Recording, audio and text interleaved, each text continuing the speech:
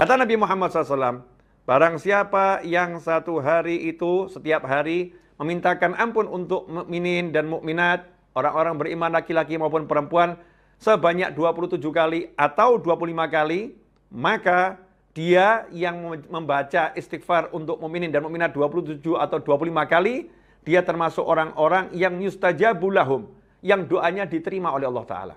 Doanya dikabulkan oleh Allah Ta'ala, bahkan wa yurzaku bihim ahlul ard. Berkat orang-orang yang seperti itu, yang dibuka bumi ini diberi rezeki oleh Allah Subhanahu wa Ta'ala. Jadi ini orang-orang yang mulia. Saya yang diajarkan guru saya, almarhum Habib Anis bin Abdul Habsyi, itu membaca habis sholat subuh diantaranya, astaghfirullah lil mu'minina wal mu'minat, sebanyak 27 kali. Astaghfirullah lil mu'minina wal mu'minat. Dengan tulus, ya, kita memintakan ampun untuk saudara kita mukminin dan mukminat. Sehingga mungkin ada orang yang terlelap dalam tidur, ada orang yang lagi bermaksiat pada Allah Ta'ala, saudara mukmin yang lain memintakan ampun untuknya. Ikhwani rahimakumullah. Nah ini istighfar yang dilakukan oleh Nabi Muhammad SAW, istighfar yang Rasul mengajak umatnya juga untuk mintakan ampun bagi mukminin dan mukminat yang lain. Tentunya setelah mendengar semua ini kita mudah-mudahan dapat taufik ya untuk memperbanyak istighfar. Nah, apa manfaatnya istighfar? Apa keutamaan istighfar? Istighfar itu di antara manfaatnya adalah pengaman dari azab. Jadi pelindung ya dari siksa. Pelindung dari siksa.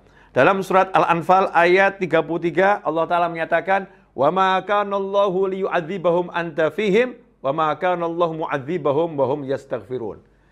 Dan Allah tidak akan menyiksa mereka. Ya, Allah tidak akan menyiksa mereka wa anta fihim. Sedangkan engkau wahai Nabi Muhammad SAW masih berada di tengah-tengah mereka. Wa ma kana Allahu mu'adzibahum wa hum yastaghfirun. Dan Allah tidak akan menyiksa mereka sementara di tengah-tengah mereka masih ada orang yang istighfar minta ampun pada Allah Ta'ala. Di antara tafsir ayat ini adalah ayat yang di awal tadi, dan Allah tidak akan menyiksa mereka sementara engkau berada di tengah-tengah mereka, disebutkan ayat ini turun di Mekah. Saat Nabi Muhammad SAW berada di Mekah. Saat Rasul masih ada di Mekah, maka azab tidak turun kepada orang-orang yang membenci Nabi Muhammad SAW. Nah, setelah Nabi hijrah, setelah Nabi hijrah ke Madinah, azab juga tidak turun kepada orang-orang yang membenci Nabi Muhammad SAW di Mekah. Nggak turun azab kepada mereka semua. Kenapa? Karena masih ada sahabat yang belum hijrah. Masih ada sahabat yang berada di Mekah, dan sahabat ini aktif beristighfar kepada Allah Subhanahu wa Ta'ala. Sehingga para sahabat mengatakan, para tabi'in mengatakan, para ulama mengatakan, siapa yang rajin istighfar, maka dia akan menjadi pengaman untuk dirinya dan untuk keluarganya. Untuk dirinya dan untuk teman-temannya, dari azabnya akan turun kepada dirinya maupun kepada keluarganya, pada teman-temannya. Ahli istighfar. Karena itu, ikhwani rahimakumullah, kita sadar kita banyak dosa. Agar kita aman di dunia, aman di akhirat, maka ini pegangan kita, minta ampun sama Allah Ta'ala. Minta ampun, astagfirullah. Ya Allah, aku minta ampun kepadamu. Astagfirullah. Ya Allah, aku minta ampun kepadamu. Dengan kita hayati dan sungguh-sungguh. Ikhwani rahimakumullah. Kalau kita ini mengalami rezeki yang seret, bisnis yang amburadul, kehidupan keluarga yang porak-poranda, dan hati yang gak enak, hati yang penuh dengan rasa suntuk, yang sedikit-sedikit suntuk, sedikit-sedikit sedih, susah. Ikhwani rahimakumullah. Istighfar ini adalah obatnya. Istighfar ini adalah obatnya. Kita masih ingat bagaimana Nabi Nuh alaihissalam menasihatkan kepada umatnya, dan itu diabadikan Allah Ta'ala dalam surat Nuh ayat 10-12.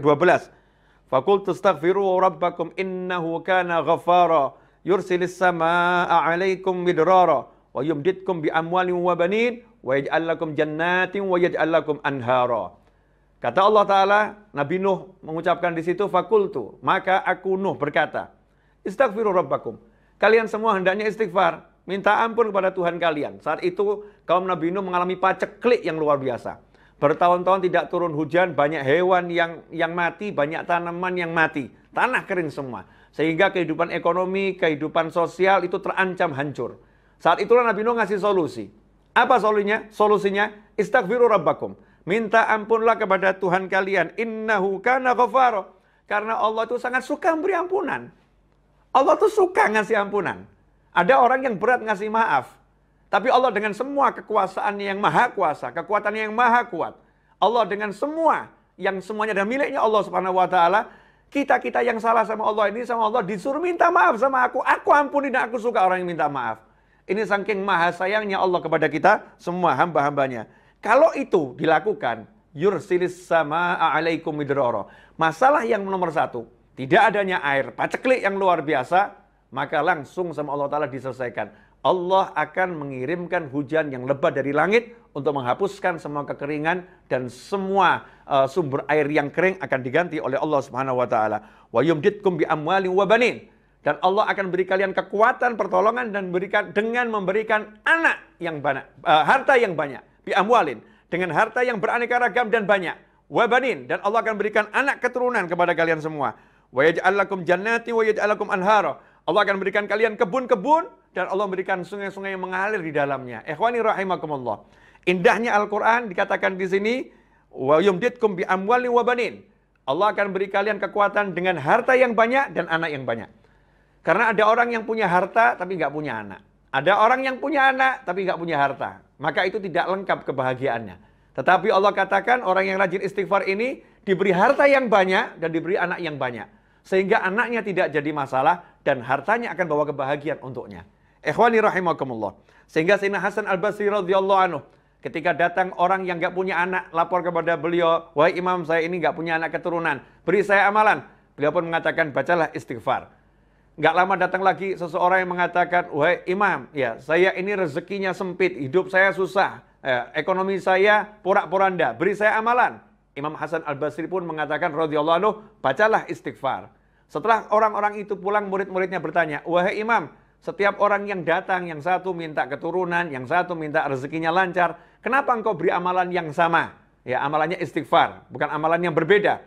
Maka beliau menjawab, yang ngomong bukan saya, tapi yang ngomong Allah Subhanahu wa Ta'ala, yang tercantum dalam surat Nuh ayat 10 sampai 12. Di antaranya, wa yumditkum bi amwalin wa banin. Dan Allah akan beri kalian kekuatan dengan harta yang beraneka ragam dan jumlahnya banyak, dan anak keturunan yang banyak. Ikhwani rahimakumullah. Di antara manfaat istighfar yang lain adalah sebagaimana yang disampaikan oleh Sayyidina Abdullah bin Abbas radhiyallahu ta'ala anhuma dari Nabi Muhammad SAW, di mana Rasulullah SAW bersabda, man lazimal istighfar ja'alallahu lahu min kulli hammin farajan wa min kulli dhikin makhraja wa razaqahu min haitsu la yahtasib. Riwayat Abu Dawud dan Nasai serta Ibnu Majah dan Hakim dan Baihaqi. Nah, ini hadis yang memberi kita semangat untuk semakin rajin istighfar. Man lazimal istighfar, kata Nabi Muhammad SAW. Siapa yang tekun, continue, terus menerus beristighfar, istiqomah tiap hari, ja'alallahu lahu min kulli hammin farajan. Maka Allah akan menjadikan untuknya apapun rasa suntuknya, min kulli hammin, apapun rasa suntuknya, apapun penyebab rasa suntuknya, maka Allah akan menjadikan untuknya faraja, jalan keluar. Jadi suntuk itu kalau datang, langsung Allah berikan jalan keluar, agar suntuknya hilang. Dihapus suntuknya oleh Allah SWT untuk orang yang ahli istighfar. Wa min kulli dhikin makhraja. Kalau dia dalam kesulitan, dalam kesempitan, kalau kata orang Jawa sudah kepepet, ya tidak bisa gerak, min kulli dhikin, sempitnya luar biasa, makhraja. Allah akan selalu memberikan jalan keluar. Dikasih solusi oleh Allah Subhanahu wa Ta'ala buat orang yang rajin istighfar. Wa razaqahu min haitsu la yahtasib. Dan untuk urusan rezekinya tidak pernah dia bisa mikir. Kenapa? Karena Allah akan beri dia rezeki min haitsu la yahtasib. Dari arah yang tidak pernah bisa dia pikirkan. Surprise rezekinya dari Allah Subhanahu wa Ta'ala, kejutan-kejutan dari Allah Subhanahu wa Ta'ala. Min haitsu la yahtasib. Enggak bisa diperhitungkan. Baik bisa dikira-kira. Allah akan berikan surprise rezekinya untuk orang-orang yang rajin istighfar. Ikhwani rahimakumullah. Sebagai penutup dari kajian kali ini adalah tentang Sayyidul Istighfar. Sayyidul Istighfar ini kalau kita memang nggak bisa baca istighfar banyak-banyak, minimal ya kita baca Sayyidul Istighfar di pagi hari dan di sore hari. Penghulunya semua istighfar. Pemimpinnya semua istighfar.